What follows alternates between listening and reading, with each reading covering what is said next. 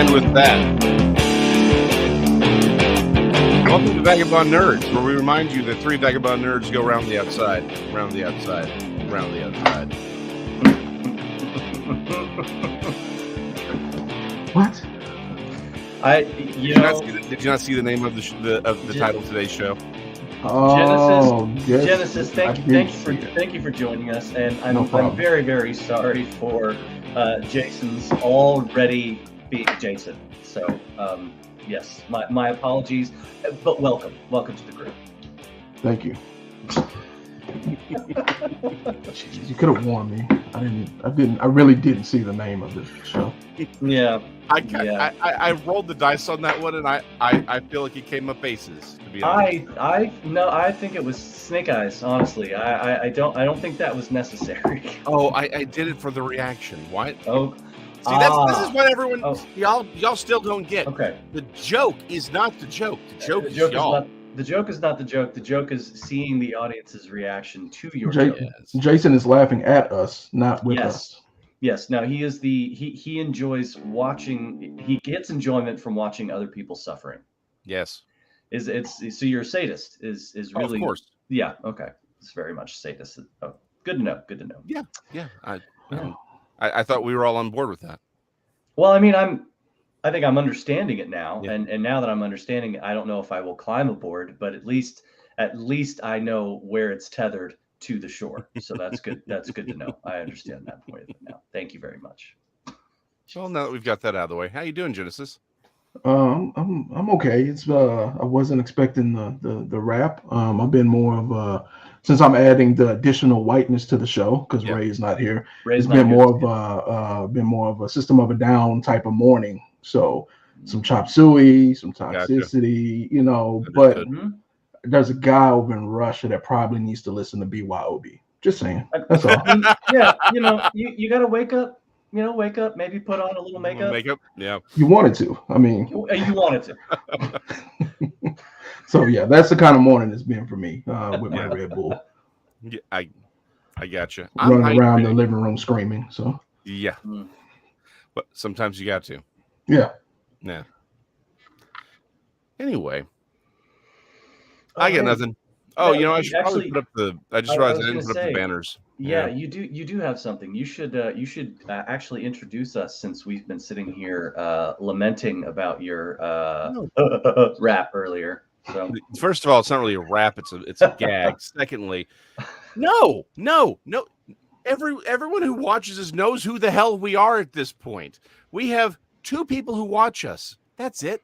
They all know who we are. Why? I don't feel the need to walk up to Ray and be like, "Hi, my name's Jason. I'm sponsored by Titan Comics. We recommend everyone go visit Jeremy over at Titan Comics. Information is doobly-doo below. He has a great comic shop where he has all your finest back issues. He's got all the statues and toys you could ever want. He's got all the accoutrement. Yes. Best part of the show.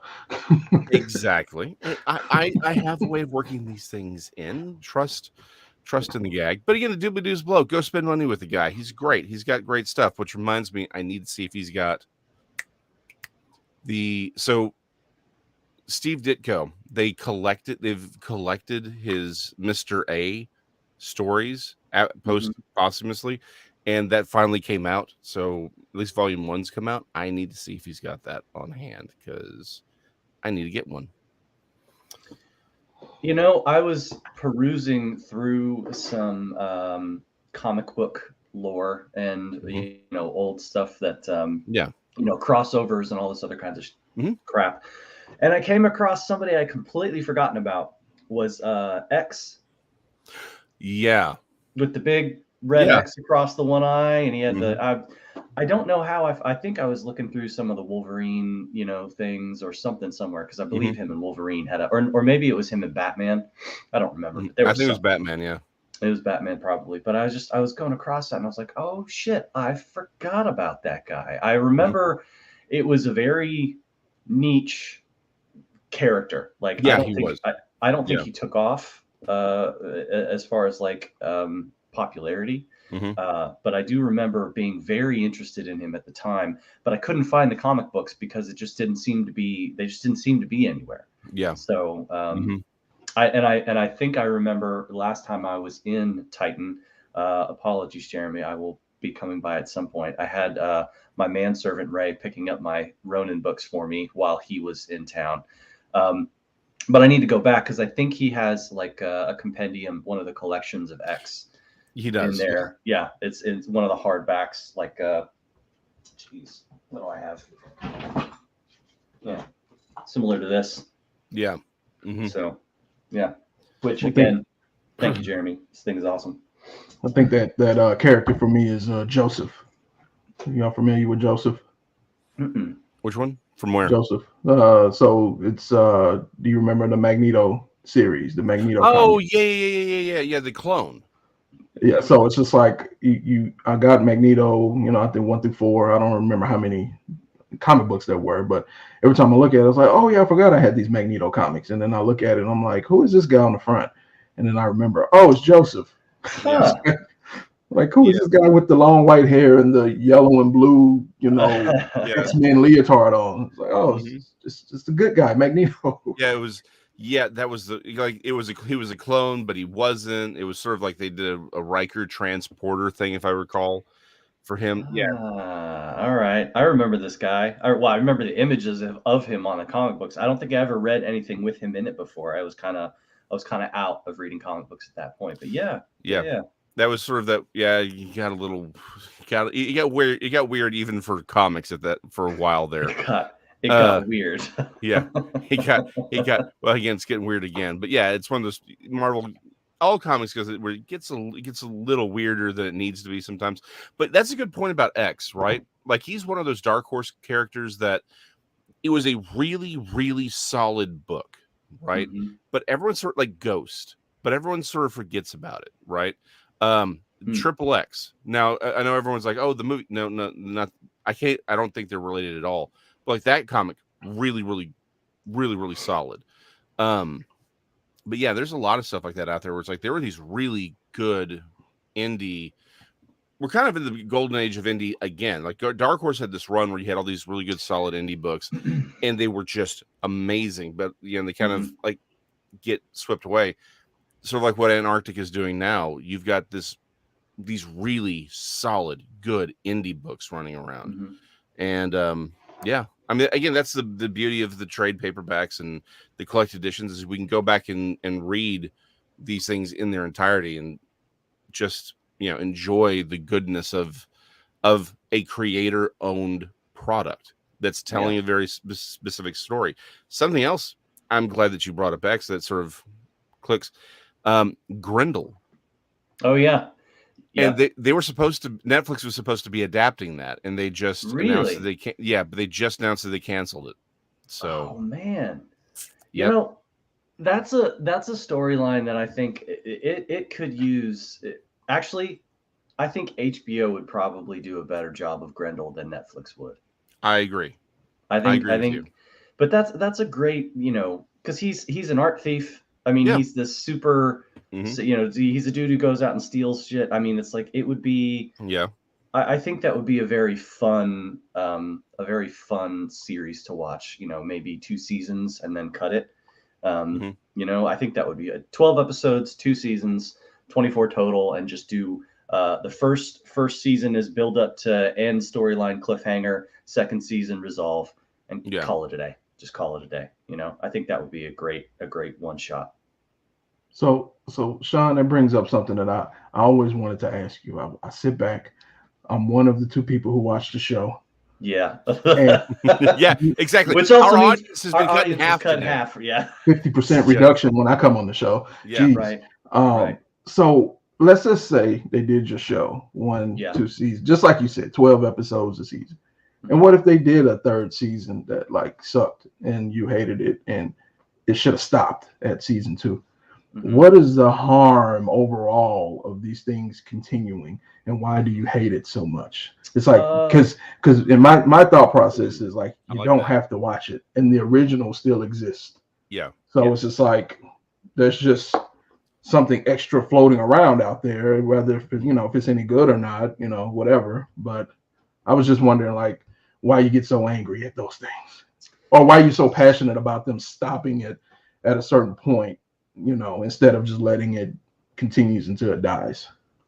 So I love the idea, and I'm glad you asked that question. I love the idea of something going out on a high note.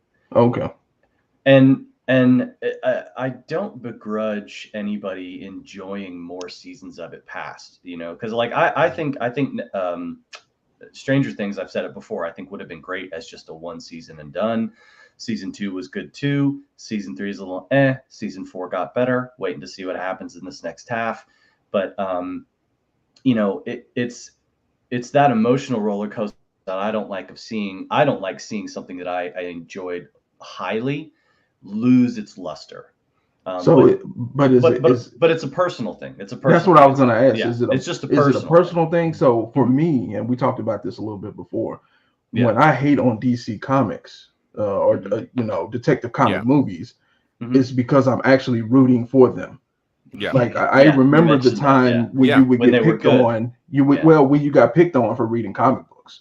Yeah. And that's like no longer the case. And I don't want it to become the case because they keep putting out whack movies.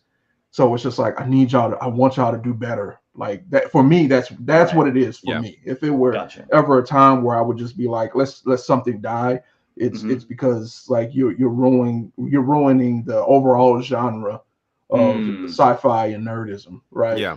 And don't taint this thing that has become mainstream and accepted, because before it was not, right? It's you're looking at it like it's a whole. You're seeing the whole and how it hurts the genre. For me, it's just a one shot on this one thing I love, or this one episode or season, whatever the case may be, but this one franchise that I enjoy.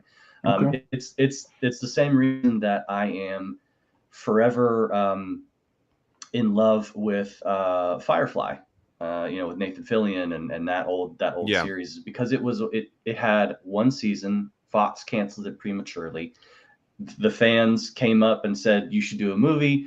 Whedon came back, did the movie, and that sort of that was like the balm or the salve for the burn that everybody felt because the show had been canceled. Yeah. And honestly, having that movie as kind of the end of that series in general, it really brought everything together. And even if it had just had one season more, 2 seasons, without the movie, that would have, again, I think that would have been a good start to finish. But I think all things end.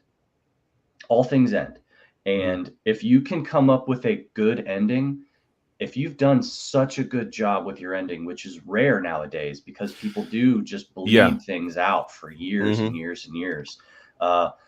Simpsons, where it just keeps going. And sure, they'll have flashes in a pan every once in a while. You get a couple of new writers that come in, you get an amazing season. But it's just it's one of those things. It's like some of those just shining examples of greatness as far as storytelling and acting and plot and just all this stuff. They're so rare that when we find them, I get frustrated by what I see as just a money grab, by saying, let's just keep this thing rolling. I'm like, hey, instead of keeping this thing rolling, why don't you let these creatives use their outlet to come up with more really cool shit and just expand things further by creating more new stories that would be more variety. Even though they're short, there would be more variety and there'd be tons of interesting things to see. A lot of Japan anime does that. Not so much anymore. I see that down there. Yeah. I've got my Neon Genesis. Yeah. Hey. Right. Yeah, there you go. Yeah, there you go. Love it. And so I mean, they don't do it as much anymore as they used to. But like Death Note doesn't need another season. Death Note didn't need any more. See, I think Death Note went probably 10 too many episodes, right? And it did. Yeah, there was a bit in there where it got. I think it should have culminated in the fight between L and Light. I was like, that's what it should have been right there. And I would have been fine with the quote unquote bad guy winning. Yeah. So would I, because I'm like, that's life sometimes. Sometimes that shit just happens, Yeah. But so that's why I'm passionate about that. It's a personal thing. It's not that I'm rooting for anybody else. It's just like when the franchise I like if it's going downhill for me, I get bummed out by it, and I'm like, come on, y'all, And I do think that if you're forced to work within confines, you can be sometimes much more creative and much better.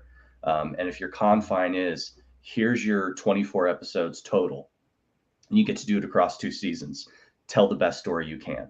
You give somebody an end, they will get there to where they need to be. That's why writers have outlines. That's why, movies have middle and end as far as things kind of go. It's just, it works, So that's why I like that. So I'm in complete agreement with Sean on this. And for me as an artist, I think art needs to have, it needs to flourish, right? But I think for me, the reason I'm with him on why shows, like, what's the harm of having that, that extra 1 or 2 seasons where it's starting to go downhill, right? It's like something's peaked and it's like, tell your story, be done with it and move on. Why? It's the same reason proper forest management requires things like controlled burns and clearing out dead brush and old brush, right?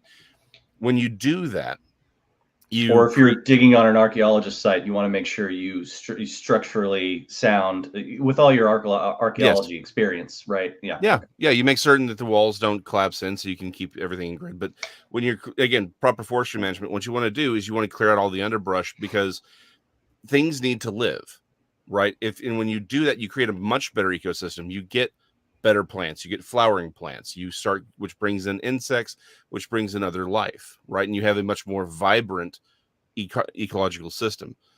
When things become popular because they were good, but they're not allowed to end, you just drag them out. What it does is it creates that shadow that prevents new art from being created, and it leads to stagnation. So let me throw out another point of view here then, because here's what I also see happening. So I haven't watched Stranger Things. I think I've only seen like the first episode. It's not that it wasn't bad. It just wasn't time for me to watch that yet. Yeah. But season 3, from what I keep hearing, right, it's not so great.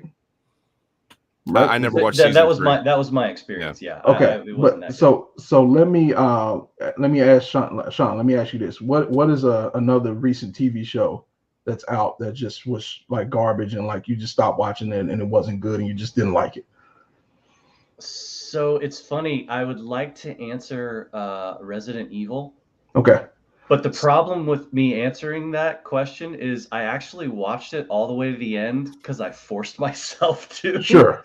But I did it out of sheer experiment. I didn't do it because I was like, I can't wait for this to get better. I just was like, I know this is a giant turd circling a bowl and I can't wait for it to go down and get out of my house. But I do want to see the satisfaction of it going down that pipe. And you want to see it. And you got to make sure it doesn't leave any skid marks. Yeah, skid marks, exactly. Right. So let me ask you this question though, because this is what I see a lot. Mm-hmm. You say season 3 Stranger Things not that good, but is it better than Resident Evil? Oh, absolutely. So I feel like there are situations where we say things take a dip and a decline. I can use Eminem as an example, Jason's favorite rapper. Like for years, they just kept saying Eminem fell off. Eminem fell off. Eminem was still selling 8 million CDs, 5 million CDs. Like it wasn't. No, it was not as good as his second or third project. It wasn't to the populace's taste, but his diehard fans are still loving it. So, well, but it was still better than everything else out. Right. From lyrically, from sales, any way you want to look at it, views, video, YouTube views, or however you want to look at it, it was still outperforming everything else. But people kept saying, it's time for him to hang it up, because they were comparing him to him. So if you compare Stranger Things season 3 to season 1 and 2, you get that and need to stop. But if you compare Stranger Things season 3 to Resident Evil, it's like, I'd rather watch Stranger Things season 3. Yeah. Please give me some more. I don't want any more of the skid marks. Right. So, and I think that's a very fine point. Everything is, it's relative. Everything is relative in that sense, because you're right. If you are comparing, if you're comparing 2 bad things, there's always going to be, typically speaking, there's going to be one thing that's a little less worse than this other bad thing. even if they're not apples to apples, right? Even if they're at least in the same genre. And so, yeah, I agree with that. I think that, you know, I definitely would rather watch season 3 of Stranger Things than suffer through Resident Evil again. But for me, the idea that things stop when they're really good is kind of separate from the idea that you've got these two bad things. Because the way I see it is, if you allow more of these things to exist, then yeah, you're going to have more bad things, but you're also going to have more really good things. So I feel like that's kind of my creativity piece of it. You know, if you let people get away from being chained to this one property that you just keep wringing its neck until it's no longer breathing, maybe those people would have had some amazing spark activity that were just as good or better than what they've already written earlier on.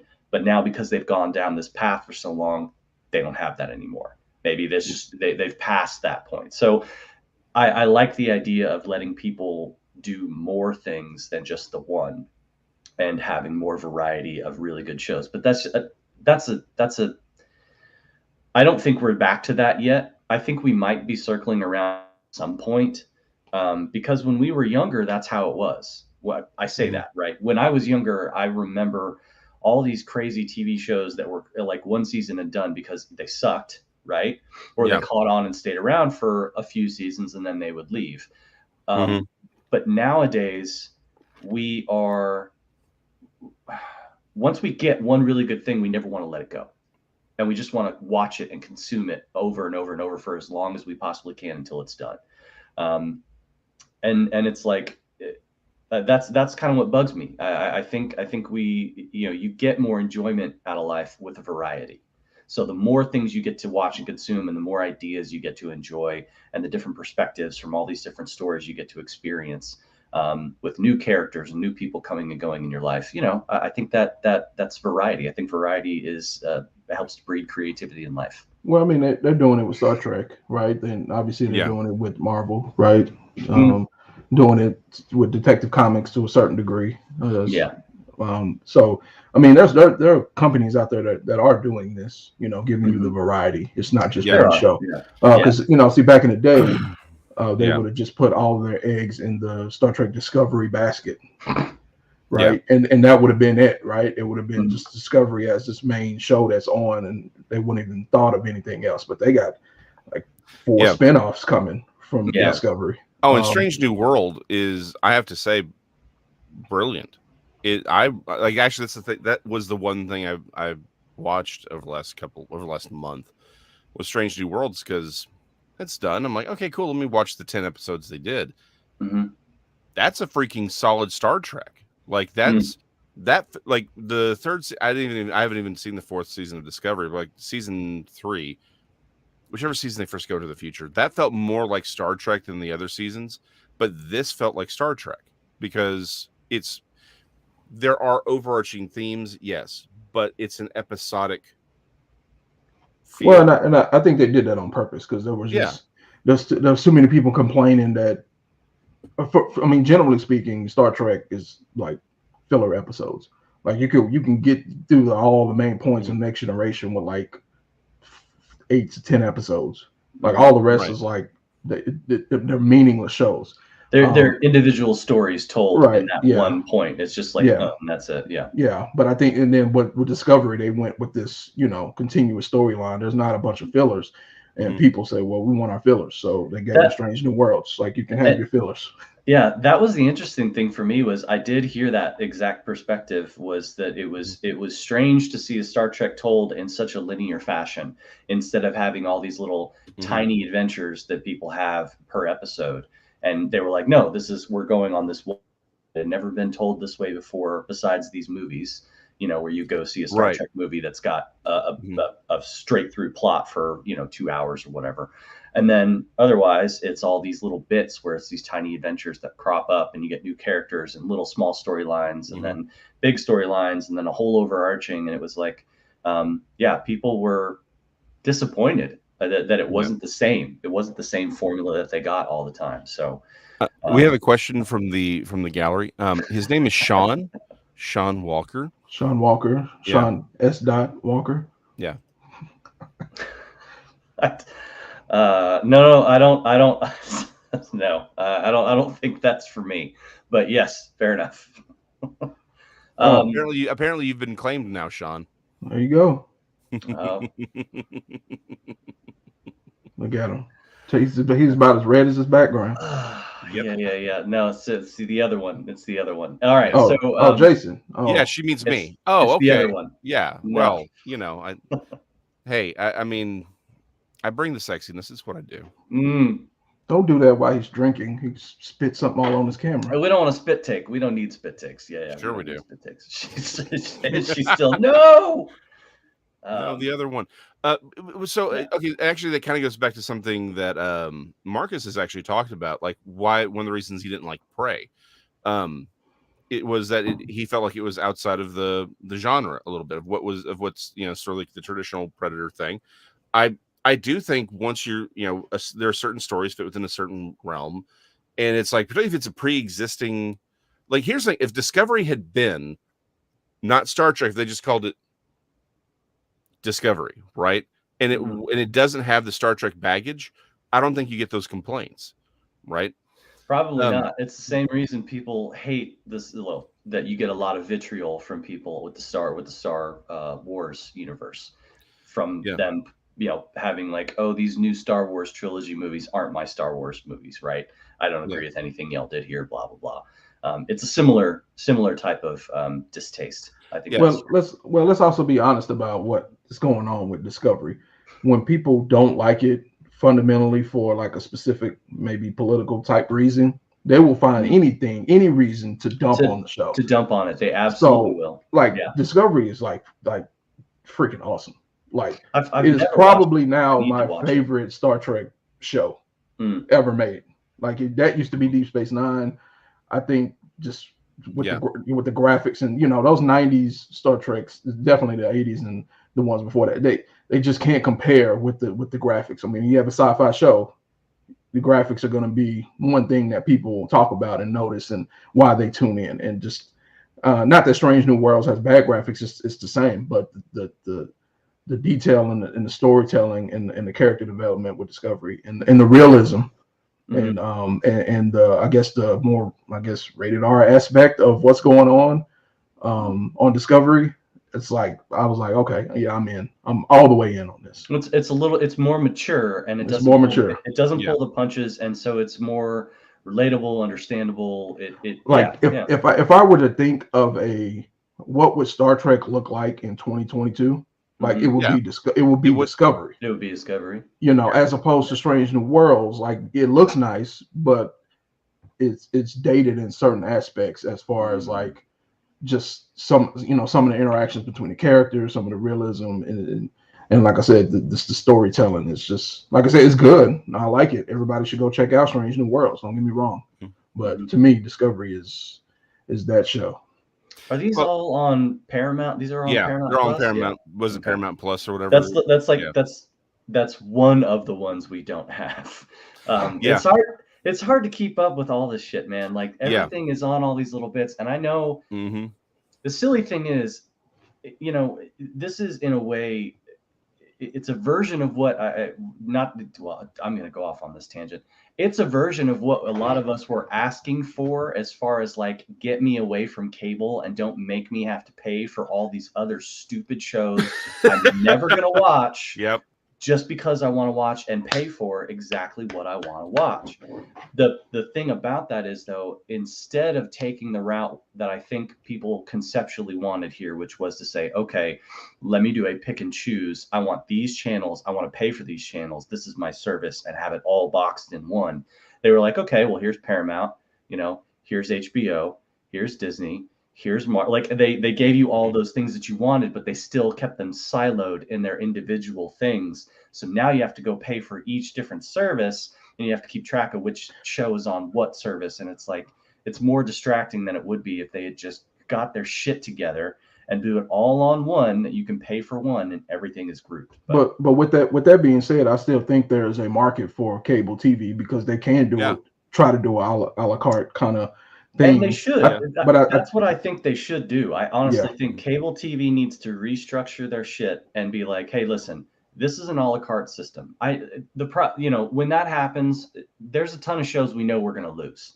You know what I mean? Mm-hmm. But there's going to still be that group of people out there that are still going to take those channels. You know, my grandparents, the in-law grandparents, they're always going to buy a QVC channel. They want to see what you're selling. They're not going anywhere, but they want to sit in their recliners and watch somebody sell diamond earrings. That's just even if it wasn't by channel, they could at least dropped it down by genre. Yeah, because they have those like movie packages. Like, hey, get the movie package with your cable, and it comes with these movie channels. But and they get the sports package. But for some reason, they didn't like keep going with that. For some reason, I think Netflix was picking up on that was right at the time where Netflix was picking up on the distaste that people had for cable. Yeah, Netflix was able to give you the DVD by mail service. And then so people were starting to do that, and then all of a sudden they started doing this streaming thing. They're like, hey, we're also going to do streaming if you guys want to pay $2 a month extra for streaming. And I remember so many people going, streaming? They're like, that'll never catch on. I've got YouTube. If I want to watch anything, I'll just watch it on YouTube. And here we are. Netflix is now making their own movies in theaters with NC-17 ratings, apparently. Hey. Thank you, Blonde. Which I do want to see, not because of the NC-17 rating, but because I really enjoyed watching the Elvis movie. And I want to see what this Marilyn Monroe movie is going to be like. And I love Anna de Armas. Everything I've seen her in, she's been phenomenal. Wait, was Elvis a Netflix thing?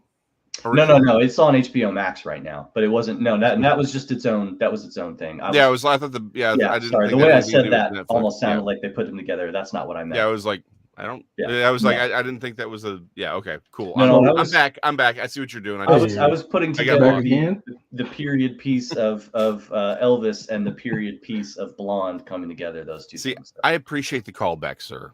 I appreciate that. No problem. So there you go. Anytime. So speaking of Netflix, I get crap for this all the time, but I do at this point in time watch more anime on Netflix than any other service. That's fair. And it's not because they have quality shows. They don't have quality shows. But on my treadmill, I'm trying to get like Jason. I'm trying to slim down, right? Slim Shady, Slim Jason, whatever his name is today. Just Slim. Hold on. Yeah, we're just gonna call him just Slim.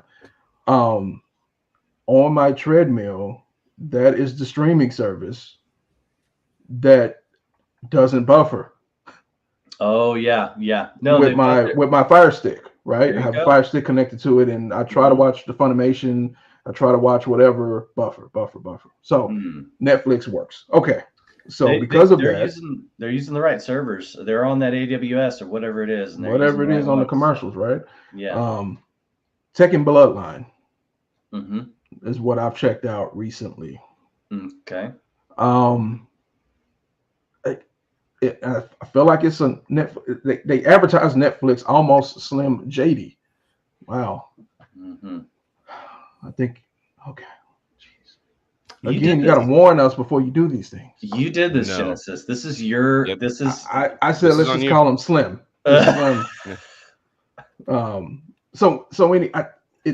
don't know who made it, Tekken Bloodline, but they say Netflix a million times in between it and in the beginning. I think they're just picking it up. I think they're just the distributor. The graphics aren't bad. The voiceovers aren't bad. But I think the script writing is bad. Now, if you're a fan, I don't even want to say a casual fan because the game has been out for 25 plus years. Yeah, so it's been a long time. So even if you've played like every other one or every third one, I still wouldn't label you as a casual fan. But if you're and what I mean by casual is take it back to the 90s. Fighting games at home didn't have a long life. You played it, you beat it. They had if they had a story mode, it was something that you would beat in like 10 minutes. At the end of the game, they might have give you Tekken specifically give you a short little 15 to 30-second CGI clip, usually with no words. It wasn't. Soul Calibur was one of the ones that expanded actually on right. So Soul Calibur is more the exception. But Tekken and so what I mean by casual fan is you do have the fans out there that would buy the guidebook for Tekken. Yeah. And in that guidebook had more story for each one of the characters. So you knew what was going on. So my next statement is if you're a casual fan, you're going to like it. Mm-hmm. If you're somebody who's read through all the books and all the, I don't know, you might not like it because it might not be true to form. I don't know. But if you've just played a few of them, you kind of know the characters and you're familiar with the game, you will like it because they set up a lot of the battles to be just like the game. So if I'm hearing you right, I mean, basically kind of what you're saying with this Bloodline series or one-off or whatever this is on Netflix, it's similar to those companion guides you would get back in the day because it gives you this extra stuff. What I'm saying is the people who read those, they may not like this because everything may not be true to form. I see what you're saying. Okay, yeah. So this is a loose interpretation. When you say Tekken, this is a loose interpretation of what was set up previously. Yeah. Because I have no problem with that. And when I say Bloodline, they're talking just about like the Mishima family. Yeah. So you have your other characters, but they don't go into any detail. Right. They're just kind of there. I don't mind when they do stuff like that. That's video games and some comic books in a way, I think are very much open for that type of interpretation, especially when you do it in an animated format. If you're going to go animation style, which again, I think is the best you could do for a video game, it allows for much more freedom and you can rewrite the storyline as you see fit. It's the same reason. That's the same thing I see about the Predator franchise. You can just tell whatever one-off story you want to tell. It doesn't matter. As long as it involves these things that set up the Predator piece, then hey, boom, you've got your Predator story.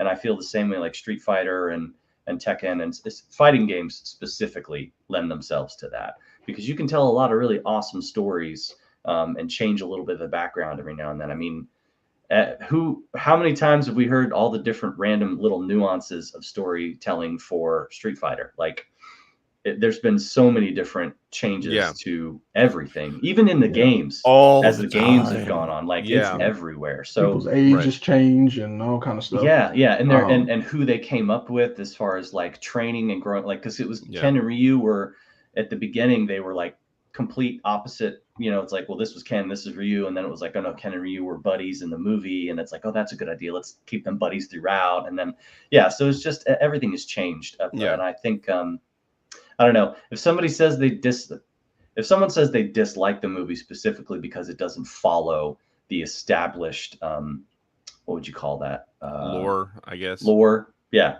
I would be disappointed in them being disappointed by that because it's like, hey man, this shit changes all the time. Like there's no consistency here. Right, like that is the norm now for it to not be exactly the same. That's the norm. Yep. And I think it's like, thank God it's not my norm.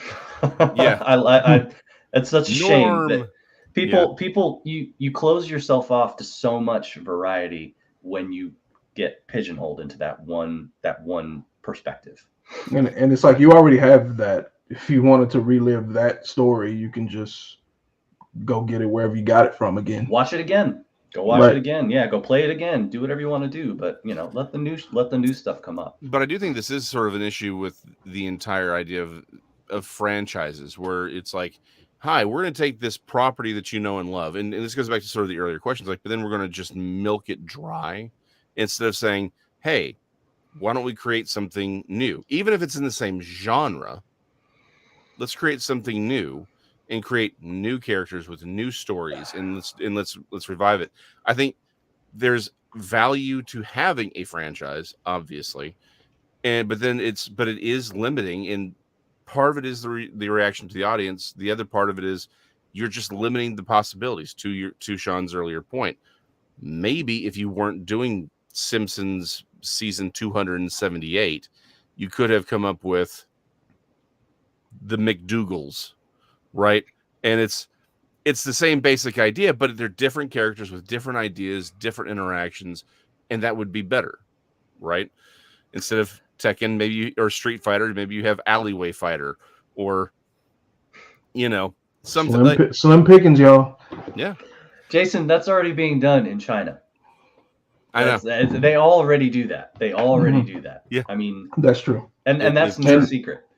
Yeah, and it's not successful. No.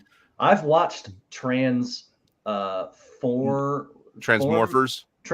watched Transmorphers. It's not better than Michael Bay Fest 2015 or whatever it was. Yeah. No, it's not. I don't know. I think Transmorphers 2. Bruckheimer and Bay, they're the same. Yeah, they're the same guy. Same person. Yeah. Same person. I don't know. I think Transmorphers 3, the rise of the knockoff, was just as good as last night. I don't know. No.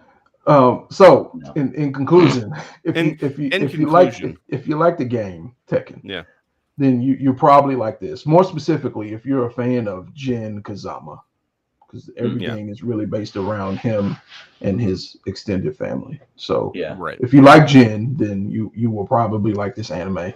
If you're just a fan of the game and how the game is set up, the sound effects and the special moves and the all that kind of good stuff, you will enjoy it as well.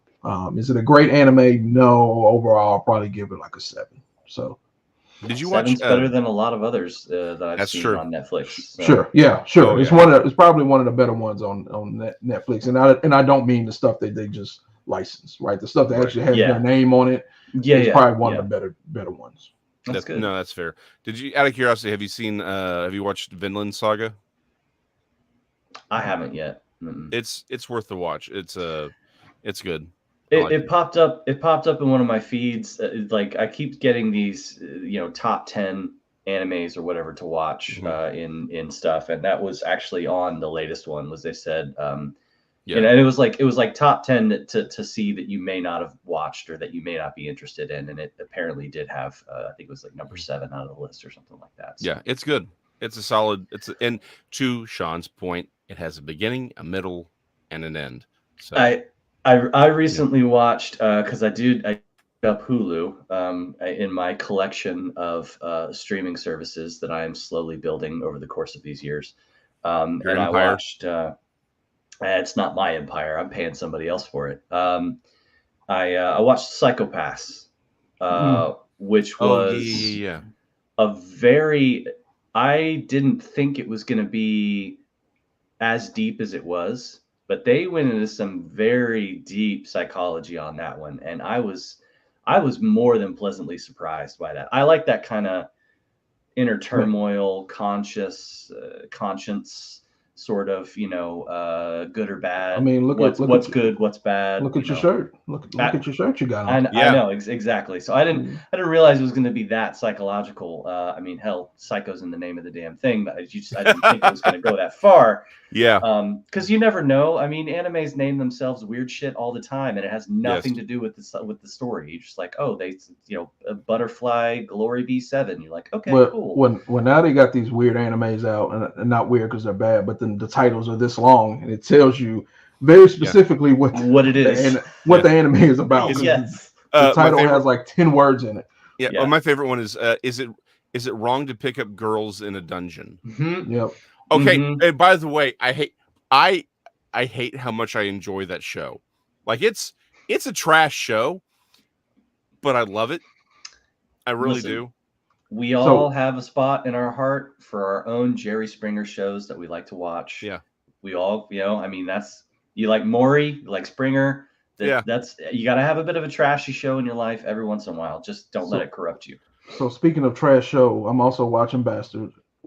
So Bastard back in the day was probably like the 4th or 5th anime I ever watched because it was something that was available at Blockbuster. Yeah, I was gonna say when they were renting the DVDs of it. Yeah, exactly. Right. So from video cassettes. Well, instead of VHS. So for me, it was Sailor Moon, Dragon Ball Z, Pokemon, Ninja Scroll bastard.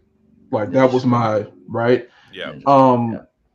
So I was like, let me try this out. Let me just because they redid it, they remade it. Netflix is all in everywhere, right? Okay, it's pretty trash.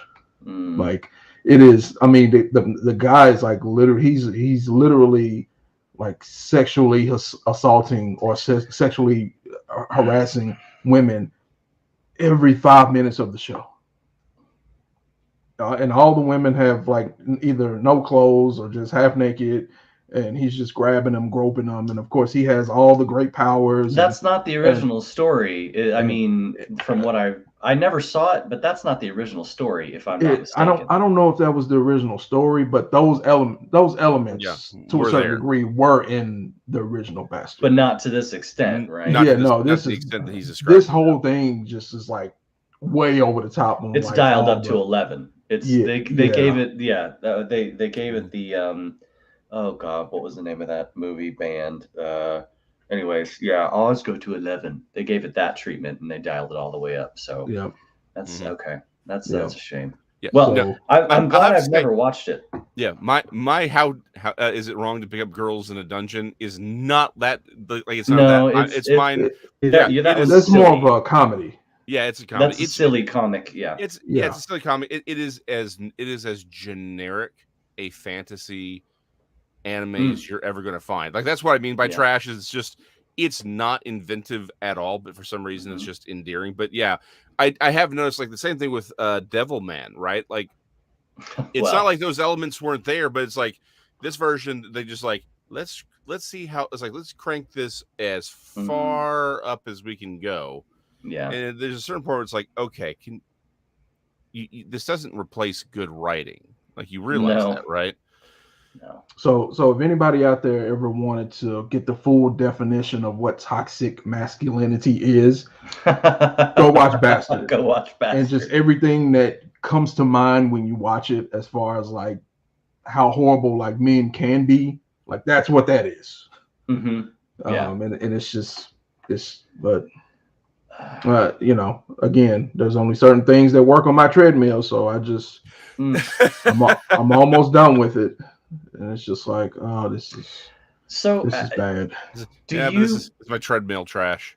Yeah, Genesis, do you find yourself doing the same thing where you're, as I had mentioned earlier with Resident Evil, where you force yourself to see it through to the end? No, I will straight up stall something like you should go see. It's probably still out there. My Anime Planet profile. I'll give you 3 episodes. Nowadays, 3 episodes might get you through half the first season, so it's a little bit different now. But generally speaking, I would give something 3 episodes. Like I said, if I were not watching this on my treadmill, I would have never continued to watch it. Have you seen Cabaneri? Cabaneri of the Iron Fortress? I've seen like a few episodes of it. I don't remember why I like randomly watched some episodes, but I like what I saw. Okay. It was an interesting. It's got a bit of an interesting. The premise is very interesting. I should say it's vampires, but it's fun. The history though of it is more. The production history of it's more interesting because it was an Amazon Prime produced thing. Okay. Amazon Prime did not like the sales and the reception it got. They had a second season already planned. They had announced a second season and everything, and then they dropped the property completely. And Netflix picked it up. And I don't know if Netflix finished a second season or not. I just know that they were picking up where they went off, and the first one was good. Like I liked it. Yeah, I mean, like I said, the episode or 2 episodes that whatever I saw, I was like, okay, like I can, I think I told whoever was showing me like turn this off, like I want to watch it from the beginning. So that's always a good sign coming from me. It's like, hey, I want to start from the beginning. Like this seems like something I would watch. It was like what is that movie that had Chris Evans in it, and he was on the train. And it was Frozen World outside. Oh, Snowpiercer. It was like it's that's the idea. There's a train, you know what I mean? And this is like they're on this train to get away from these vampires. So it could also be Train to Busan if you want to look at it that way. That was zombies, but this is another. I liked this. So if you get if you get bored or you can't stand to get through Bastard, if you haven't watched it yet, Cabaneri is a good place to go. Yeah, it's just like you run through so many anime shows on the treadmill. If I walk for an hour, that's like 3 episodes, right? So it's just like I look up and I'm through 3 seasons of something. It's like, oh, yeah, whatever. I got you. So we should probably at least address the okay. We've got Blade and Deadpool. Oh yeah, do you want to talk about what we had planned? Yeah, the thing we had planned. Hey. Okay. Just to do this once. So, unfortunately, it looks like Bassam Tariq has left Blade. There's been a couple different rumors of conflicts and stuff like that, but he's still on as a producer. So I don't know if that's really the case. It feels like, you know, the official line is, because it's been pushed, its production kept getting pushed back because of all the stuff that's been going on. That was the issue, which is why he's staying on as producer. Who knows? But hopefully they can get a producer that can do this justice, because I would like to see Blade back appropriately in the MCU. The one thing that it always worries me when this happens is quality, obviously, of the movie, and consistency because of that quality. Are you going to have? Is it going to feel consistent all the way through, or are you going to get I can tell it was directed by this person, I can tell it was directed by this person, and the two styles just don't match, and you've got this hodgepodge of stuff together. They haven't started filming yet, so they haven't done anything. Okay, that's good. Yeah, so okay, so at least that's not happening. Yeah, it was deep into pre-production, so it's supposed to be filming in like 2 months.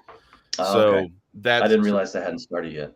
Yeah, they won't Justice League this, but it that does pose a problem when you do have a director coming in at the last minute, switched out. Yeah. Like, he's got his own opinions, or she will have their own opinions.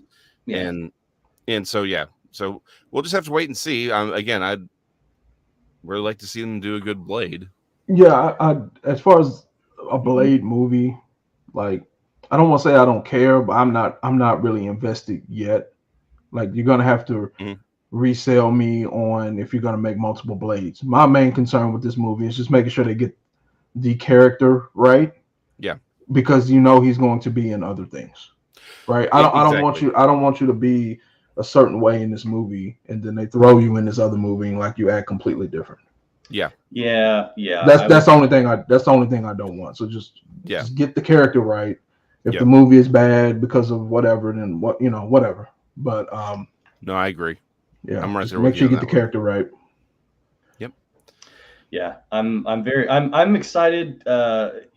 Just because I really want to see, and I can never pronounce his name, so I'm not even going to try. I'm just going to go with his last name, Ali. I like him. I've seen him in a few different things. He was really good in the last season of True Detective on HBO. I like him a lot, and when I heard that he had been himself, just as an actor, interested in playing this character, and he was pitching this to Kevin Feige and saying, "Hey, let me do it." When an actor's doing that kind of thing, similar to Ryan Reynolds with Deadpool, I feel like that's a good sign for that actor, because they're invested in this character and they're invested in making that character who they need to be. So to like alleviate your fear, Genesis is, I think he is going to, with as much influence as he has in his actor, and his ability and his status, to make this character true to who it needs to be and carry that through the rest of the MCU. Yeah. Sure. No, I would agree with that. Speaking of Ryan Reynolds. So yeah, apparently we are getting Wolverine in Deadpool 3. Yeah. Which I don't know how everybody feels about it or not. I do like. Listen, bromance is probably not enough to describe how much I adore Ryan Reynolds, and same way for Hugh Jackman. I like both those guys. I think they're fantastic. They're funny. They're great, and I love the stupid fake rivalry they put up together online for as long as it needs to be. I'm very interested to see how this is going to play out. That's what I'll say about it. That's about where I'm at. I'm ready. I'm excited. The only thing that I'm mad about is I just feel like you you didn't have to announce it right now. So For a movie that doesn't come out for 2 years. You think they jumped the shark in A the little trailer? And Which wasn't even really a trailer as much as just a cute little Right. teaser of Ryan Reynolds talking about Deadpool that he's going to come up. Yeah. Because they've been doing that back when I was still watching wrestling. They started to do that in wrestling. It was oh, somebody's coming back who's been gone for 8 months because of injury, or somebody's coming in that you would never think would be here, or like Stone Cold is going to show up next Monday, and it's just like I'd rather just be watching and then that glass shatter, and then I lose my mind. Instead, I'm just like, all right, Stone Cold, when is he coming out? I'd rather them just had done that. I know, from a marketing perspective, it doesn't make sense because if Wolverine or Hugh Jackman specifically is going to be in this movie, like you probably need to hint at it like they did with Multiverse of Madness with Professor X.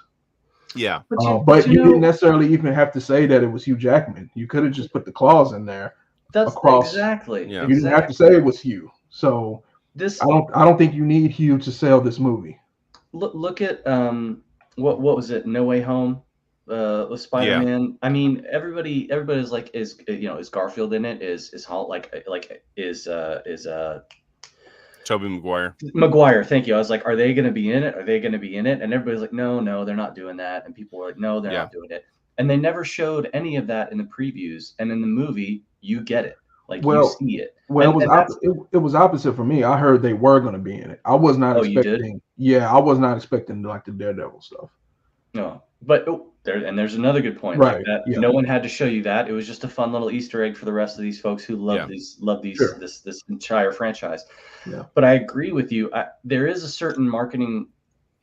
I took some marketing classes a long time ago. And there's many different ways, obviously, as marketing to approach a advertisement in this fashion. And some advertisement and marketing strategy is to say nothing and just let it get out there, and then and have these people have this mind-blown reaction, and then they spread things. It's that word of mouth, and it's also what keeps people interested, or it can have the effect to keep people interested in your product and your brand, because they never know what's coming. And they're always excited because they're like, ooh, I don't know what it's going to be, but I've had this excitement before. And so I know it's coming. Whereas there's the other tactic, like you said, Stone Cold's going to be here on Monday. And so everyone in the fans are sitting at home like, ooh, awesome, Stone Cold. Okay, Monday, I have plans. I'm going to watch this, because now they're like, well, at least I've got this dedicated audience locked. And these people are going to be here for this. But I'm the person who's, let me be surprised. I want to be surprised. I think that's much more fulfilling. Don't show me Doomsday in the GD trailer, you stupid morons. Like, don't give away the bad guy. Don't give away everything. So if you're gonna have that twist, let it be twisty instead of. And how much fun would it have been to go see to be seeing Deadpool 3? You have no idea really what's happening, except for the fact that there's a few teaser trailers and things. Well, I mean, I think, like I said, everyone was going to go watch it because it would have been his kind of introduction into MCU, right? Yeah, and it's just like everyone was going to go. I feel like everyone would go see that movie, regardless of. The Deadpool fans are locked in this. It's Ryan Reynolds, and he's playing Deadpool the way Deadpool's supposed to be played. No one's getting disappointed. Right. They're going to go see it. So it's like, if instead you didn't tell anybody that Hugh Jackman was going to be in This Is Wolverine, and you just let it happen on screen. I mean, can you imagine the media coverage as a result of that? Everything would explode. I mean, I know they're already kind of exploding now, because like there's a lot of people super happy and hyped about this, and like. But it's not even trending. It's not even trending anymore. But it's not trending anymore because it was that fast, right? But they even went so far as to go back to the director. It's like, the director of Logan weighs in on Hugh Jackman playing Wolverine in this. It's like, I don't give a shit if you weigh in. Shut up. Your movie was amazing, and he's dead, and that was a fantastic ending. Yeah. Guess what? This is something different. Yeah. No one gives a shit about your opinion. Yeah, exactly. That you closed the door on the Fox. On that chapter. It's like, that's fine. And Well, you did a beautiful job. This is just an entirely different thing. Yeah, it's a different story. Yeah, so I think this kind of goes back to sort of our earlier conversation. Just to your point, I don't think they could have hidden the fact that Hugh Jackman was going to be in it, because I get the feeling this is going to be like a buddy cop kind of a movie. But that being said, right, it's a year and a half away. We didn't need to have this out here, but it feels like this feels like Ryan Reynolds being Ryan Reynolds, where it's like, let me give the people, because Ryan's connection to the audience, I think, is a big part of not just his success as an actor, but Deadpool's success as a character in the films, is that sort of he does want to engage the audience that way. So I think that's why he did this. I mean, to your point, I think it's like, hey, we're 6 months out, boom, Deadpool 3, and then it's okay, then you get that. It's like we're so far out. But at the same time, I think that's how Ryan Reynolds kind of wants to interact with the fan base, right? Ryan Reynolds is very good at marketing. Ryan Reynolds is very good at selling Ryan Reynolds. That he's got that talent. He is a supremely likable guy, even if he's telling you you're an asshole to your face. Yeah, you're still gonna smile and be like, yeah, that's right, I am an asshole. What are we gonna do together? You're happy about it. You don't care because you like, Ryan Reynolds is just he's a very charismatic dude, and I think you're right. But he's been marketing so much on so many different things lately. He's got his gin. He was doing this. He purchased that Mint Mobile European Mint. Well, there's Mint Mobile. He has the European football. The soccer team. Yeah. And so, I mean, he's got all these things where he's been in the media, and I mean, but I also feel like the advertisement that he did for this, the trailer that he did for this, was exactly Ryan Reynolds and exactly what Deadpool would have done too. So I think it hit the mark as far as things go. But I just hope it doesn't set the expectation for people to be disappointed later. I hope people are going to that's very true, Jason. Mm-hmm. I hope, never mind. I hope it's good. That's my thing. It's like, now I have a hope. I would have been happier to be in darkness until closer to the movie, but now there's this hope to see what's going to happen in the coming years. And it's like, okay, now I got to wait and see when this is going to pan out. So. Well, and also they addressed the whole Logan thing, and because how many of these things that they put out? 2, 3? Yeah, 2 so far, I think. Yeah, they addressed the whole Logan thing. I mean, so I don't know if they were like some way tying it in, like officially tying it in, or was Deadpool talking, or was this just Ryan Reynolds talking? Like, because they said that happened in 2029. This movie is not in 2029, so it all makes sense. That's basically I was sitting here thinking, it's in a completely different universe, so what do I care? Yeah. Because I mean, like, they're 2 different movies. Who cares? It's a multiverse. You don't even have to explain anything anymore. It's just. Well, now you have a situation where you had a movie that places Patrick Stewart in MCU as Professor X, and in another multiverse, though. So anything that happened. But now you also have Deadpool saying that, like, this Logan movie happened 7 years in the future. Yeah. And Patrick Stewart was also in that movie. And they didn't need to say it. I feel like it's one of those things that doesn't need to be said. It's the same. It's the same as people getting upset, like, tell me where Snoke came from. I don't care where Snoke came from. No one gave a shit where the Emperor came from when we first started watching Star Wars. There wasn't this whole, outpouring cry of fans in 1977 that were like, how did this whole empire get established? This movie's ridiculous. Like, no one cares. If you have a good a good presentation and it's engaging, then you shouldn't care where everything comes from. I mean, there's no point. It doesn't matter. It's a movie. It's meant to be entertaining. You're supposed to suspend some of that disbelief and enjoy it. I completely agree with you, except I do have 2 different points. One is the difference with Snoke is you're coming into a story like with the original Star Wars. It doesn't matter. He's the evil emperor. We're done, right? It still doesn't matter. Anything you say here, it doesn't matter. The thing is that Snoke, it doesn't matter. It just doesn't matter. Okay. We'll agree to disagree on that one. I don't care where Snoke came from, but I think from a storyline perspective, you're coming into a story, you got to give us at least something that was better than what we got. I don't need everything. I don't need his whole backstory, but could you just give us a little bit better than what we got is all I'm saying. However, to your point, and I completely agree that I think this is a larger problem with the fan base in general. We've made entertainment a religion. Like that's really what this is for a lot of people. True. That's the bigger problem is it's not entertainment. This is stuff that gives people's lives meaning. It's what they believe in. Yeah. And that's in a way of saying things. When you believe so wholeheartedly and invested in this, you leave no room for anybody else's opinion. Yeah.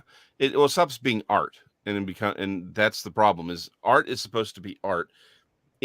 Art can give you inspiration. It can change your mind about things, but it can't be the religion. And that's the problem is that we've put it in the wrong place. And I think that is what's leading because Gene Roddenberry himself and so did Leonard Nimoy, that people were complaining that, when the movies and the new shows, like, well, it's changing what happened with the original Star Trek. They said, we don't care about canon.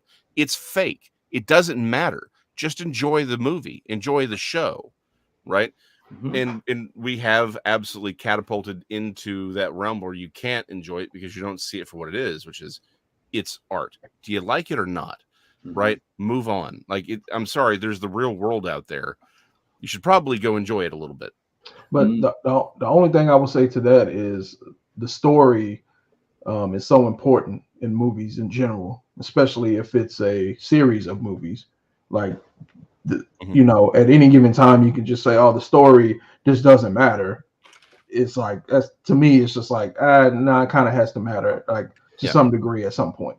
That's my point about Snoke. Yeah, like you can't just throw it out just when it's convenient. But it doesn't matter. It's just the story. It's like that doesn't matter in the movie. Like it doesn't matter that the story just completely doesn't make sense anymore. It doesn't for me, it's like.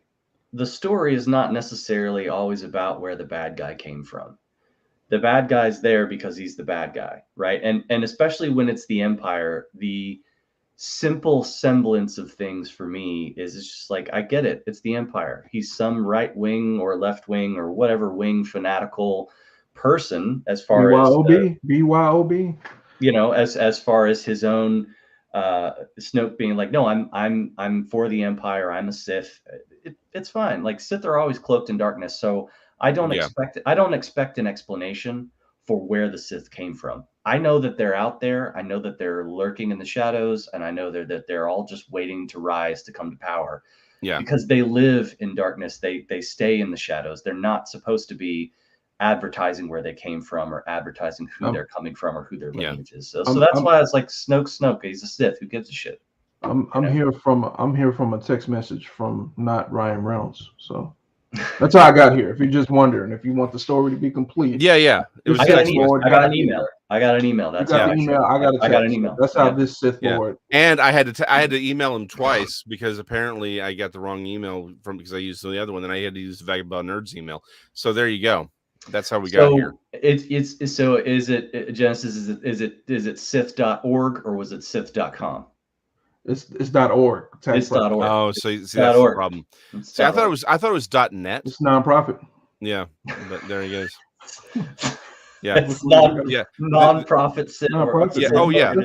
Oh, the Sith know about tax law, man. You want to know? Someone's going to know about tax law. It's going to be the Sith. They are all about. They are all about the tax law. I saw one of the greatest billboards I've ever seen in my entire life. Speaking of advertising, it said "Atheists, a non-profit organization." Nice. Yeah. That's true. I thought that was funny. I was like, "That's good." Jason, you're cutting out. We can't hear you. You can't? There we go. Now I can. Okay, there we are. Yeah, I'm here for the puns. Anyway, on that note, thank you, Genesis, for filling in as the role of Raymond today. It's nice being able to actually complete a sentence every once in a while, isn't it, Sean? It's very nice. Yeah. It's very nice to hear you complete sentences too. Shut up, Jason. How about there you go. Yeah. There you go. Now Solid it's complete. Solid attempt. Circle is complete. Circle is complete. Again, guys, for the For Anne, thank you for watching. We will be back eventually at some point. Again, for anyone who's watching this on replay, doobly-doo is below. Go see Jeremy. He's great. He's got all your geeky stuff and accoutrement and all that stuff. So be good to one another. Go out and enjoy the world a little bit. Right? Sadly, there is more to life than Netflix and Paramount Plus and Ryan Reynolds. There's a world out there. Don't lie. Good night. We'll see y'all next time.